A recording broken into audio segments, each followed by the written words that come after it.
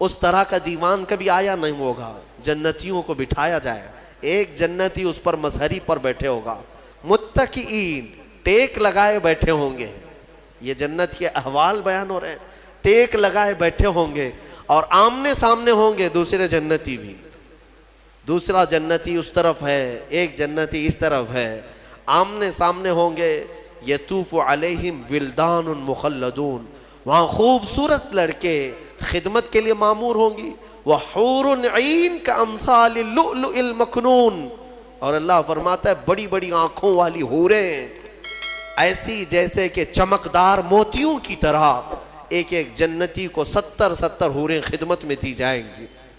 وہاں پر کیا ہے؟ نہ بیمار ہونا ہے, نہ سر درد آنا ہے, نہ بخار, نہ سردی.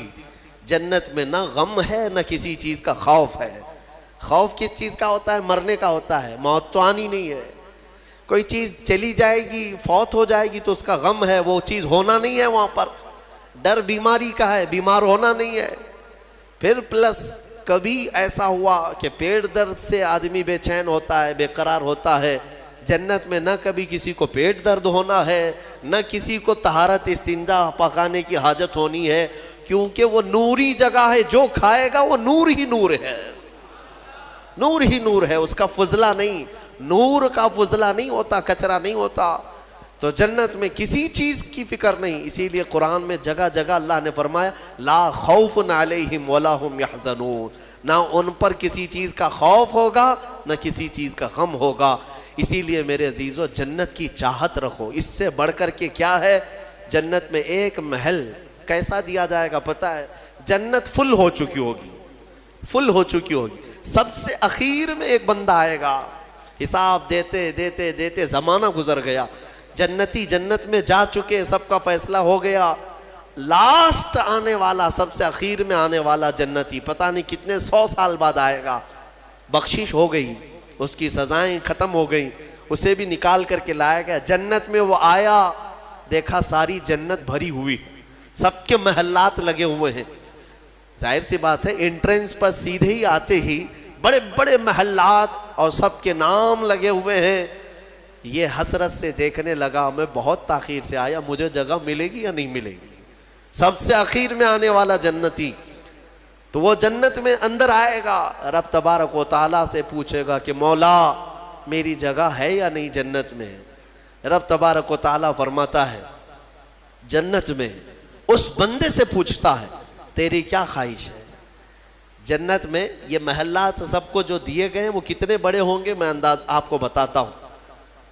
اس بندے سے پوچھا گیا, وہ بندہ کہتا ہے میرے لیے کوئی جگہ ہے یا نہیں. اللہ تعالیٰ فرماتا ہے اے بندے تو دنیا سے آیا, دنیا میں رہا, زمین پر رہا, زندگی گزارا, وہاں سے آیا, اب تیرے لیے جنت ہو گئی. پوری دنیا جتنی بڑی تھی کیا اتنا بڑا محل تجھے دے دوں؟ جنت میں اتنا بڑا ایک محل تجھے دے دوں؟ وہ خوشی سے مولا کی بارگاہ میں اچھلنے لگا, مولا اتنا بڑا محل, اگر اتنی بڑی نعمت مجھے مل جائے تو کیا کہنے. رب تعالیٰ فرماتا اے بندے کیا تو اس بات پر راضی ہے کہ دنیا کے برابر 2 دنیا برابر میں ایک محل دے دوں؟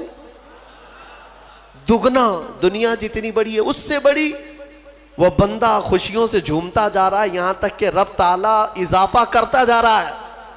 حدیث پاک میں ہے اللہ تعالیٰ نے فرمایا کہ پوری دنیا کے برابر 3 گنا بڑا محل تجھے جنت میں دے دوں. وہ اش کرنے لگا, مولا یہ میری حیثیت سے زیادہ ہے اور تیرے فضل کے لیے کوئی چیز کمی نہیں ہے.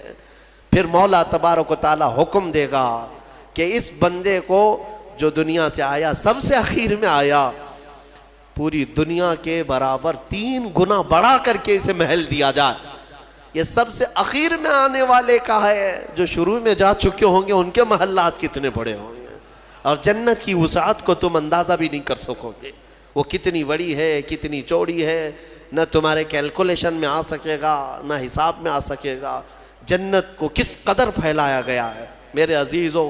اب نعمتیں ایسی ہیں کہ اللہ تعالیٰ فرماتا ہے جنتی جب جنت میں جائیں گے کلما رزقوا فیہا من ثمرۃ رزقا قالوا ھذا الذی رزقنا من قبل, جس چیز کی خواہش ہوگی نا وہ ان کا کھانا وہاں سامنے رکھا ہوگا. پھل کھانے کی خواہش، وہ جو کھانے کی خواہش کریں گے جنتی وہ وہاں پر خدمتگار جنت میں لا کر ان کے سامنے رکھ دیں گے. اور فرمایا گیا کہ ہر بار ایک ہی قسم کے پھل کی طرح شکل ایک ہی ہوگی اور مزے الگ الگ ہوں گے. ایک ہی چیز لائی جا رہی ہے. تو جنتی ہو سکتا ہے آپ نے سیب کھانے کی خواہش کی، لایا گیا. بعد میں کیلا کھانے کی خواہش کی گئی، پھر ویسے ہی سیب کی طرح ہی شکل لائی گئی. پھر بعد میں آپ کو گوشت کھانے کی خواہش ہوئی، تب بھی سیب کی طرح ہی چیز لائی گئی. تو جنتی کہیں گے کہ یہ کیا ہے؟ جب جب ہمیں رزق دیا جا رہا ہے ایک ہی طرح کا دیا جا رہا ہے. تو رب تبارک و تعالی قرآن میں فرماتا ہے کلما رزقوا منها من ثمرۃ رزقا قالوا هذا الذي رزقنا من قبل. کہیں گے وہ ایسا ہی ہم کو اس سے پہلے بھی ملا تھا. اللہ فرمائے گا وہ ایسا نہیں ہے، وہ اتو متشابہا، بلکہ اس سے ملتا جلتا ہے، لیکن تم کھاؤ جو تمہارے من میں لذت چاہیے وہ اسی میں مل جائے. جنت کی نعمتوں کو ہم کیسے بیان کر سکیں میرے عزیزوں. پھر اس سے بڑی نعمت یہ ہے کہ جنتی کے لیے اتنی آزادی کہ وہ پوری جنت میں جہاں چاہے گھومے پھرے، سیر کرے، وہاں کے جنت کی نعمتوں کو دیکھے.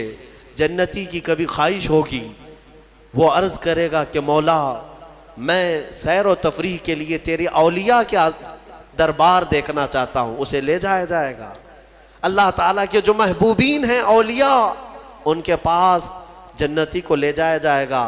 میرے عزیزوں وہ کیا سہانا منظر ہوگا جب تم غوث پاک کو بھی دیکھ رہے ہو، غریب نواز کو بھی دیکھ رہے ہو. جسے چاہتے ہو اسے دیکھنے کی غرض سے تم جنت میں تفریح کے لیے، سیر کے لیے نکلے ہوں گے. یہاں تک کہ جنتی خواہش کرے گا کہ مولا میں تیرے رسول کے صحابہ دیکھنا چاہتا ہوں، مولا میں تیرے انبیاء کے محلات دیکھنا چاہتا ہوں. لے جاؤ اسے ابراہیم علیہ السلام کے پاس، موسیٰ علیہ السلام کے پاس، عیسیٰ علیہ السلام کے پاس، جتنے انبیاء ہیں سب کے دربار میں جاتا رہے گا، جنت میں سیر کرتا رہے گا. وہ وقت بھی کیسا ہوگا جب تم خواہش کرو گے مولا میں محمد الرسول اللہ کے محل میں جانا چاہتا ہوں. کہا جائے گا لے جاؤ. وہ جنت الفردوس کے اعلیٰ مقام پر ہوں گے اپنے صحابہ کے ساتھ، لیکن زیارت تمہیں بھی ہوگی. رسول کریم صلی اللہ تعالیٰ علیہ وسلم کے دربار میں بھی جنتی پہنچیں گے، ہر ایک کو دیکھیں گے. پھر جانتے ہیں جنت کی سب سے بڑی نعمت کیا ہے؟ سب سے بڑی نعمت کیا ہے؟ جنت کی سب سے بڑی نعمت یہ ہے کہ رب تبارک و تعالیٰ فرمائے گا بندے سب کی تو نے زیارت کی، اب حجابات ہٹاتا ہوں تو میرا بھی دیدار کر لے. اللہ رب العزت وہاں پر حجابات